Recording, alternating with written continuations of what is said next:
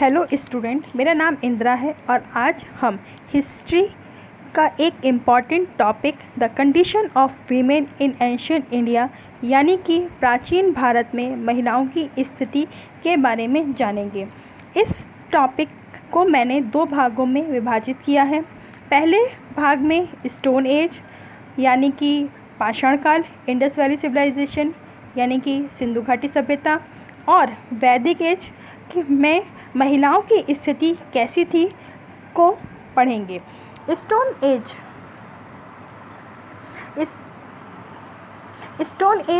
में equal society थी, यानी कि स्टोन एज के समय में जो वहाँ के मनुष्य थे वो खाना बदोश जीवन जीते थे और उस समय समाज में कोई भी ऊंच नीच यानी कि स्त्री और पुरुष के बीच में कोई भी भेदभाव नहीं था। वो लोग एक समान जीवन जीते थे, इक्वालिटी थी समान में और एक दूसरे के लिए वो समान व्यवहार करते थे।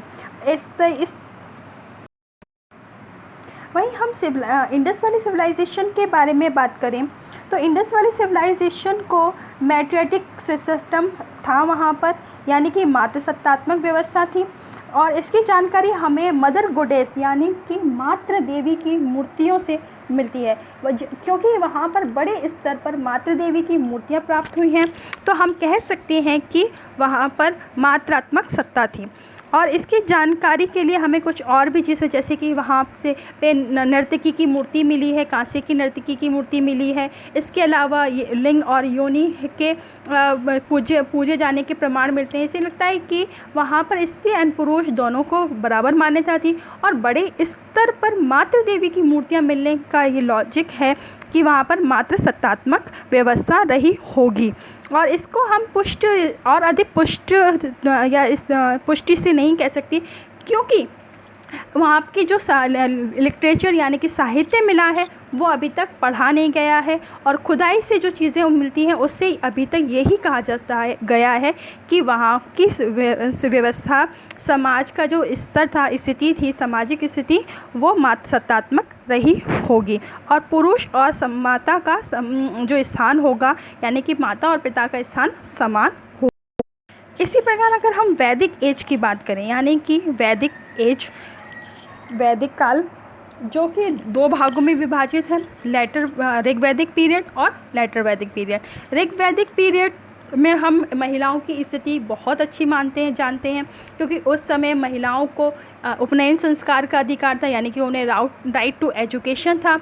उस समय की जो महिलाएं थी, उपाला, घोषा, इस तरह की महिलाओं ने मंत्रों का सृजन किया है, यानी कि मंत्र लिखे हैं उन्होंने, उनको उपनयन का संस्कार था और सभा और समिति नामक राजनीतिक संस्थाओं में वो भाग लेती थी और अपने विचार रख सकती थी।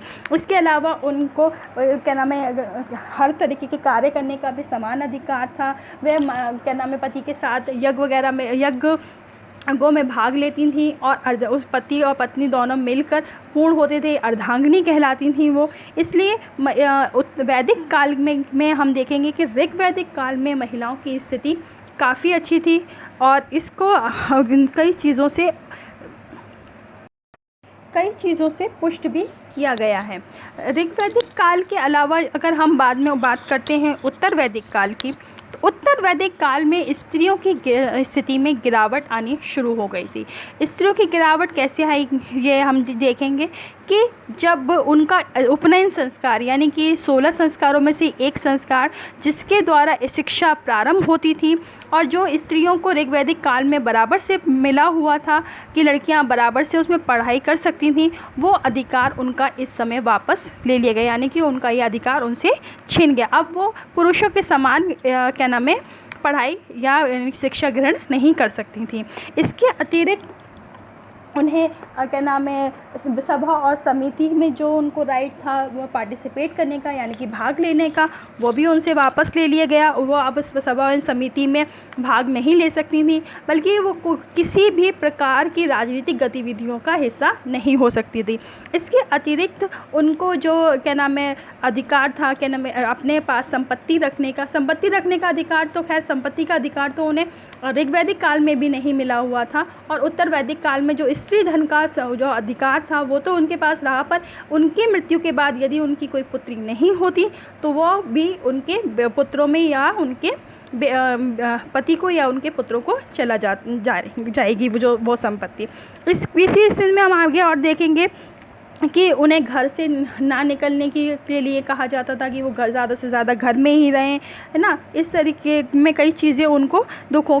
और इसके अलावा हम देखते हैं कि शतपथ ब्राह्मण में क्या नाम है, पुत्री के जन्म को दुख का कारण माना गया है और उन्हें सुरा और पासे के समान समझा, दुख के समान समझा है। तो ये सब चीज़ें हमें बताती हैं कि स्त्रियों की स्थिति में लगातार गिरावट हुई है। और इसके बाद जब हम दूसरा भाग पढ़ेंगे तो उसमें हम देखेंगे कि लगातार स्त्रियों की स्थिति में किस प्रकार से गिरावट होती गई है और वो उनकी स्थिति जो कि समाज में पुरुषों के समान थी, वो धीरे धीरे पुरुषवादी सत्ता के कारण पैट्रियटिक सोसाइटी में उनकी स्थिति एकदम से ख़राब होना शुरू हो गई थी और धीरे धीरे वो बहुत ख़राब होती चली गई। आज के लिए इतना ही। Thank you so much.